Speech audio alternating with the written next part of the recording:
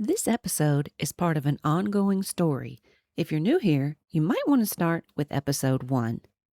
Previously, on what happens between the scenes. Throwing open the door, he gently tossed her onto the bed. Lifting her shirt, he swept his lips over the light pink burn mark still visible on her quivering belly. And now, for episode 3.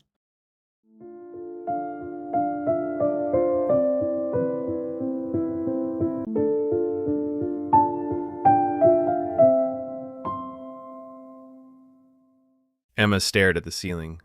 Lee propped himself up and leaned over her, rubbing the arm she'd fallen on earlier. "I didn't hurt you, did I?" His sweetness affected her more than she expected it to.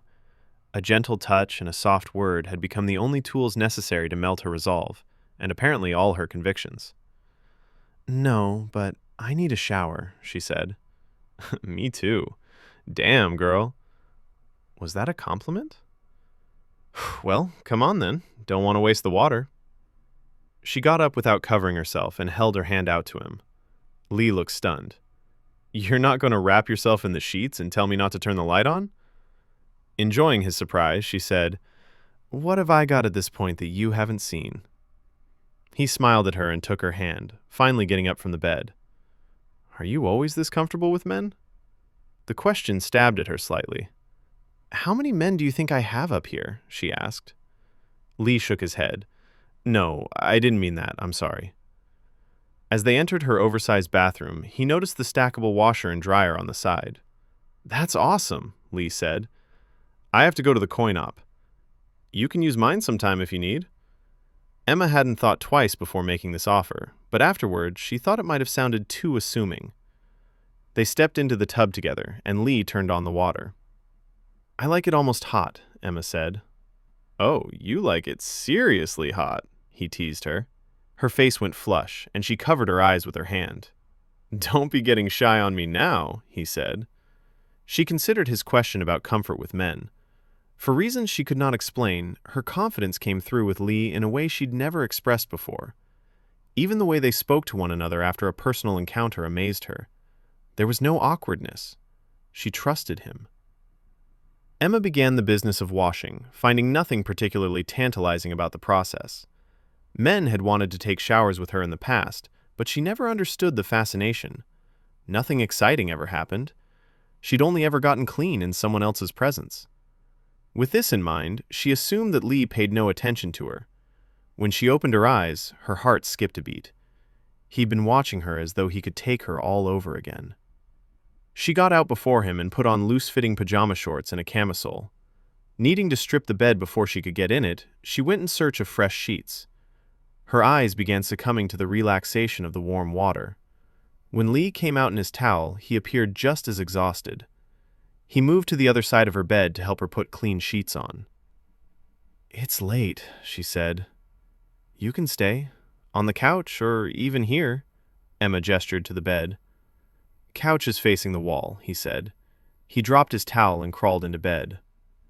Emma hadn't slept beside a man in quite a while, much less a naked man. She smiled to herself and climbed in on the other side. Something about having a man in the house felt safer. Like whatever might happen in the night, he would protect her. In the still of the darkness, his arms slipped around her from behind. Every time she woke up to switch positions, he hadn't moved. She had slept with him cuddling her for hours. Never wanting to forget the feeling, she stamped the moment into her mind. She had no clue what the morning would bring, but for as long as she could hold on to that experience, she planned to. The early morning found Emma awake again. No matter how late she stayed up, her internal clock would wake her. Lee slept still beside her.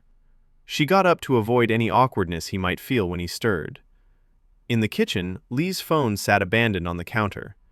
His text alert pealed out several times in a row. Not bothering it, she started a pot of coffee and pulled out breakfast foods to cook. The smell of bacon must have woken Lee, as he surfaced soon after, fully dressed. "Don't you sleep?" he asked. "Early riser," she said. His text rang out again, and he went to check the message. "Kira," he told her. Resisting the urge to pry, she asked if he'd like some breakfast. She fully expected him to say he had to leave, so she had to register his words twice in her brain when he accepted. She fixed their plates, and Lee moved the sofa back in front of the television.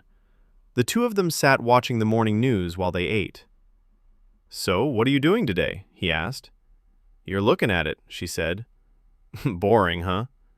She explained how she hadn't had a minute to herself in weeks.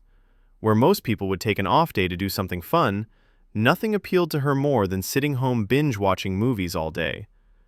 She worked up the courage to inquire about his situation. "Can I ask what's up with you and Kira? Was that like a one-night break?" Lee looked ashamed. "Too personal?" she asked. "No, you have a right to know. I mean, I guess so.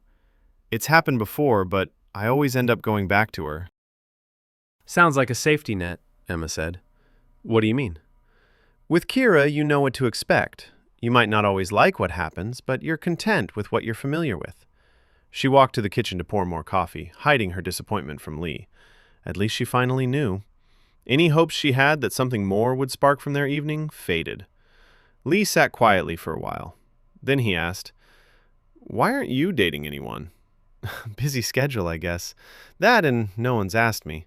They laughed together at her joke. "You're cool," he said. "So are you." "I'd really like us to be friends. I don't want it to be weird in the workshop." Emma agreed. They had known the night before that things could get uncomfortable in class, and they'd both ignored the risks. Finding it sweet that he stuck around to resolve the matter, she felt grateful. "Were you serious about the laundry?" he asked. "I don't want to intrude on your TV day, but if you'll be around, I'd totally take you up on your offer." He warned her he had gotten behind and had several loads to do. "Sure, I don't mind. Bring it all. But aren't you worried about what Kira will say?" "Nope," he said. "Will you let me pick a movie?" "I don't know," she teased. "What kind of stuff will you choose?" "Gun shooting, bank robber violence with plenty of senseless nudity," he said. "And will you complain about my girly movies?" she asked. "Oh, absolutely," he said. "But I'll still watch them." "Okay, I guess I'll let you pick one." He left to grab his dirty clothes and returned a half-hour later with 7 loads. They spent the afternoon taking turns choosing movies and folding laundry, though he kept insisting she shouldn't help. During breaks, they talked about their scene and how they should present certain parts, but they didn't practice the kiss again. When his last load was dry, Lee shoved it into a bag unfolded and gave her a side arm hug before he left. Though he'd done everything possible to soothe her, she couldn't help but feel anxious about the next class. They'd have to perform that kiss in front of everyone, including Kira.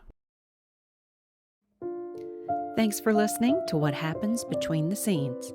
If you're enjoying the story, please make sure to subscribe so you don't miss the next episode. Episodes are released weekly, and you can also find me on social media channels at Laura Purple Butterfly. See you next week. Street lights.